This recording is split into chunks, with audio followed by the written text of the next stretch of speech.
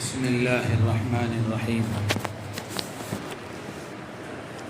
الحمد للہ وکفی وسلام علی عبادہ الذین اصطفی اما بعد فاعوذ باللہ من الشیطان الرجیم بسم اللہ الرحمن الرحیم وَلَقَدْ أَرْسَلْنَا إِلَىٰ أُمَمٍ مِّن قَبْلِكَ فَأَخَذْنَاهُمْ بِالْبَأْسَاءِ وَالضَّرَّاءِ لَعَلَّهُمْ يَتَضَرَّعُونَ فَلَوْلَا إِذْ جَاءَهُمْ بَأْسُنَا تَضَرَّعُوا وَلَٰكِنْ قَسَتْ قُلُوبُهُمْ وَزَيَّنَ لَهُمُ الشَّيْطَانُ مَا كَانُوا يَعْمَلُونَ فَلَمَّا نَسُوا مَا ذُكِّرُوا بِهِ فَتَحْنَا عَلَيْهِمْ أَبْوَابَ كُلِّ شَيْءٍ حَتَّىٰ إِذَا فَرِحُوا بِمَا أُوتُوا أَخَذْنَاهُمْ بَغْتَةً فَإِذَا هُمْ مُبْلِسُونَ صدق اللہ العظیم۔ محترم حضرات، یہ سورہ انعام کی آیتیں آپ حضرات کے سامنے تلاوت کی گئی ہیں۔ سورہ انعام ایک بڑی عظیم الشان سورت ہے۔ انعام کے معنی آتے ہیں جانور کے،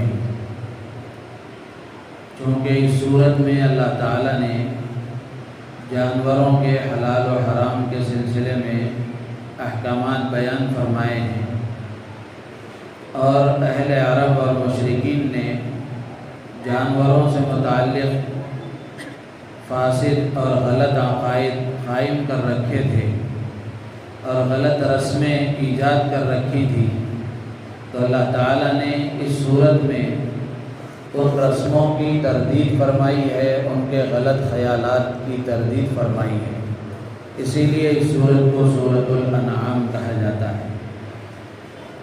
جب یہ سورت نازل ہو رہی تھی، حضرت جبرائیل امین علیہ السلام یہ سورت لے کر آ رہے تھے، تو ان کے ساتھ 70,000 فرشتے تسبیح پڑھتے ہوئے وہ بھی ان کے ساتھ تھے۔ اور یہ سورہ انعام مکی صورت ہے۔ قرآن پاک میں جتنی بھی مکی صورتیں ہیں، یعنی قرآن کی وہ صورتیں جو مکے میں نازل ہوئیں، ان میں بنیادی طور پر 3 باتوں کا تذکرہ ہے۔ 3 مضامین اللہ تعالیٰ نے بیان فرمائے ہیں جن کا تعلق عقیدوں سے ہے، عقائد سے ہے۔ ایک توحید ہے، دوسرا رسالت ہے، اور تیسرا آخرت ہے۔ یہ 3 مضامین اللہ تعالیٰ نے مکی صورتوں میں بیان فرمائے ہیں۔ تو یہ تینوں عقیدے آدمی کے صحیح ہونا چاہیے۔ عقیدہ وہ چیز ہے کہ آدمی کا اگر عقیدہ صحیح ہوگا تو عمل میں اگر خرابی ہوگی تو اللہ تعالیٰ اگر چاہیں گے تو اپنی رحمت سے معاف فرما کر جنت میں داخل فرمائیں گے، اور اگر خدا نخواستہ عقیدہ بگڑا ہوا ہوگا، عقیدہ اگر غلط ہوگا تو عمل کتنا ہی اچھا کیوں نہ ہو، آدمی کے لیے جنت میں جانے سے رکاوٹ بنے گا۔ تو اس لیے اپنے عقائد کو درست کرنا ضروری ہے۔ عقائد کا علم حاصل کرنا اور صحیح عقیدوں کو معلوم کر کے اپنے عقائد کو درست کرنا ضروری ہے۔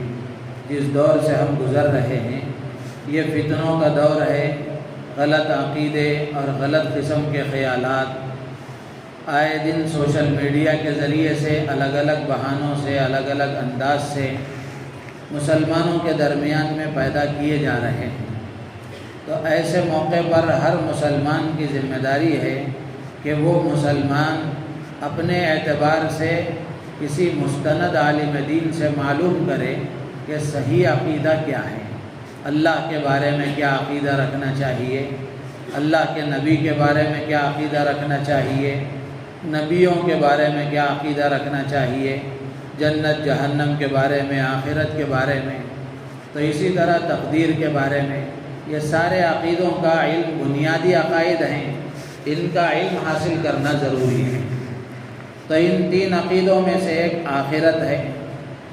تو قرآن پاک میں مکی صورتوں میں اللہ تعالیٰ نے جو آخرت کے احوال کا تذکرہ فرمایا ہے، ان میں اللہ تعالیٰ نے ماننے والے بندوں کے احوال کا بھی تذکرہ کیا ہے اور نہ ماننے والے بندوں کا بھی تذکرہ کیا ہے۔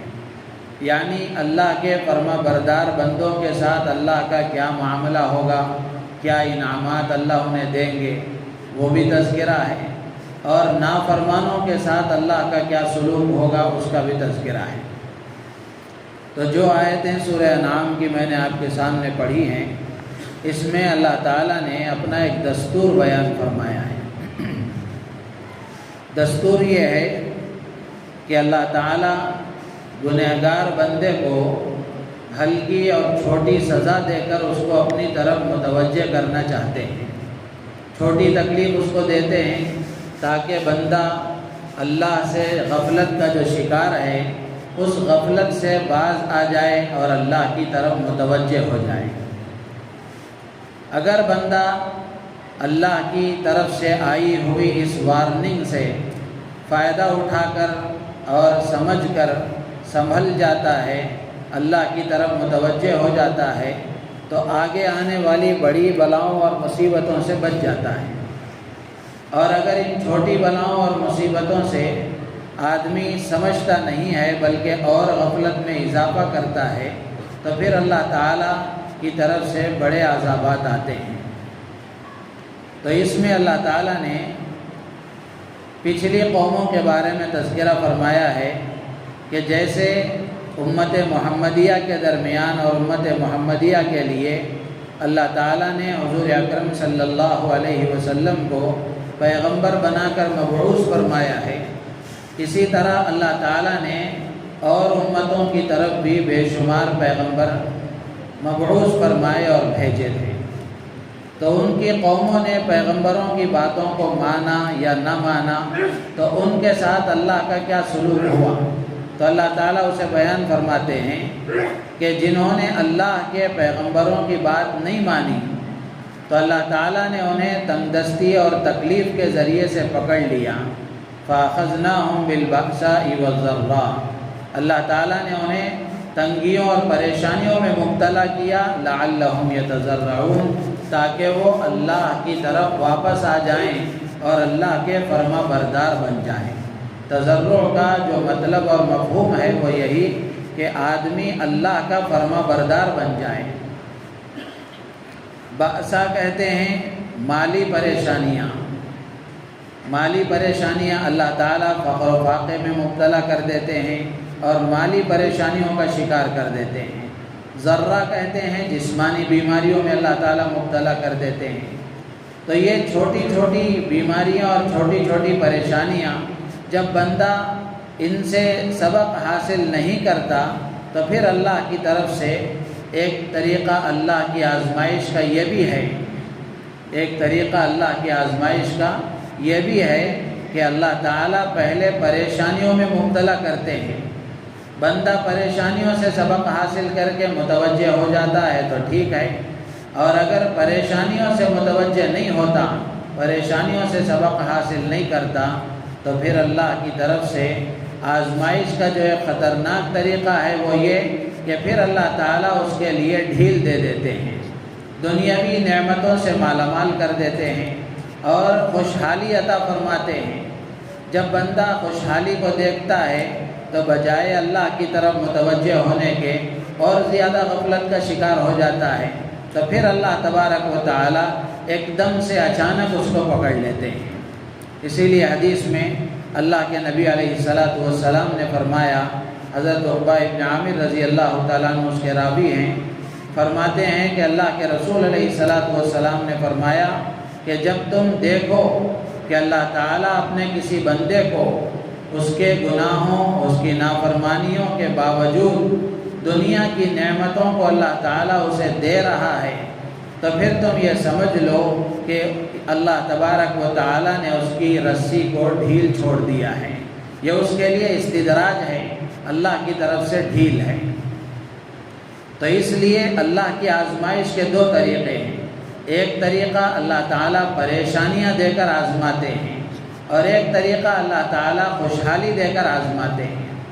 ان دونوں میں سب سے خطرناک طریقہ خوشحالی والا ہے کہ آدمی اس میں دھوکہ کھا جاتا ہے۔ بہت سارے لوگ کہہ دیتے ہیں زبان سے آسانی کے ساتھ کہ اگر اللہ ہم سے ناراض ہوتا تو اتنی عزت کیوں دیتا، اتنی سہولت کیوں دیتا اور اتنی دولت کیوں دیتا۔ جبکہ حقیقت یہ ہے کہ آدمی کو اپنی زندگی پر نظر ڈالنا چاہیے، اپنے اعمال پر نظر ڈالنا چاہیے کہ اگر نافرمانی کے ساتھ دنیا کی نعمتیں مل رہی ہیں تو پھر یہ اس کے لیے ڈھیل ہے، یہ اس کے لیے ڈھیل ہے۔ آدمی کو متوجہ ہونا چاہیے اللہ کی طرف اور اللہ کے احکامات کی طرف۔ قرآن پاک میں بھی اللہ تعالیٰ نے دوسری جگہ فرمایا وَلَنُذِيقَنَّهُم مِّنَ الْعَذَابِ الْأَدْنَىٰ دُونَ الْعَذَابِ الْأَكْبَرِ لَعَلَّهُمْ يَرْجِعُونَ کہ اللہ تعالیٰ چھوٹا عذاب دے کر بندے کو اپنی طرف متوجہ کرنا چاہتے ہیں بڑے عذاب سے پہلے۔ تو اس لیے تکلیفیں آ رہی ہیں تو تب بھی آدمی کو دیکھنا چاہیے کہ اگر نافرمانی ہے تو پھر یہ تکلیفیں وارننگ ہیں، اور اگر فرما برداری کے ساتھ یہ تکلیفیں آ رہی ہیں تو پھر اللہ تعالیٰ دیکھنا چاہتے ہیں کہ یہ واقعتاً فرما بردار ہے یا پھر مطلبی فرما بردار ہے۔ اللہ تعالیٰ آزماتے ہیں کچھ دن، پھر بندہ ان آزمائشوں کے باوجود اللہ کا فرما بردار بن کر زندگی گزارتا ہے تو پھر اللہ تبارک و تعالی وہ آزمائشیں ختم کر کے نعمتوں کے دروازے کھول دیتے ہیں۔ تو اس لیے آدمی کو تکلیفیں آئے تو بھی اپنے اعمال کو دیکھنا چاہیے۔ اگر غفلت ہے، نافرمانی ہے، گناہ ہے تو پھر آدمی کو اللہ کی طرف متوجہ ہو جانا چاہیے، اور اگر نیکیوں کے باوجود یہ کام ہو رہا ہے، نیکیوں کے باوجود تکلیفیں آ رہی ہیں تو پھر آدمی کو اللہ کی طرف سے آزمائش سمجھ کر اس پر اللہ سے صبر کی توفیق مانگتے ہوئے جم جانا چاہیے۔ اللہ تعالیٰ سے دعا ہے اللہ تعالیٰ ہم سب کو ان باتوں پر عمل کی توفیق عطا فرمائے، ہر طرح کی آزمائش سے اللہ تعالیٰ ہماری حفاظت فرمائے۔ سبحان اللہ بحمدہ، سبحانک اللہم وبحمدک، اشہد ان لا الہ الا انت، نستغفرک۔